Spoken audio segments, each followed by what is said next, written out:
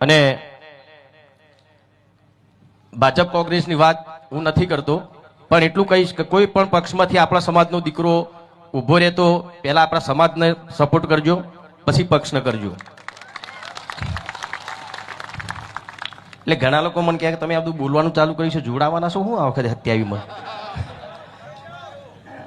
જોડાય તો સારું, સાચી વાત છે, પણ કદાચ જોડાવાનું થશે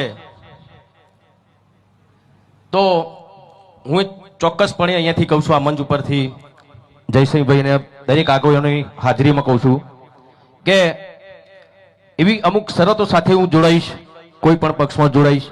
એ શરતો છે મારા સમાજની કેવી રીતે આગળ આવે, મારો સમાજ કેવી રીતે આગળ આવે એ વાત મૂકીશ. પહેલા હું બીજા નેતાઓને જેમ નહીં કે ભાઈ ઘરમાં પૈસા ગાલીને આપણે એવું નહીં કરવાના. આપણા સમાજને આપવા માટે કદાચ જોડાવાનું થાય, હજુ કોઈ વિચાર્યું નહીં મેં, કદાચ જોડાવાનું થાય તો સમાજને કેવી રીતે એમાં ફાયદો થાય એ હું પહેલા જોઈશ. હા, મને ખબર છે સપોર્ટ તમારો, અરે 2007 થી છે. 2007માં મારી પિક્ચર પ્રીત જન્મ વખતથી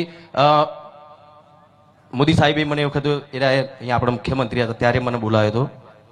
એ વખતથી કોંગ્રેસ હોય, ભાજપ હોય, કોઈ પણ પક્ષ હોય, ઓફર આપતી હોય છે.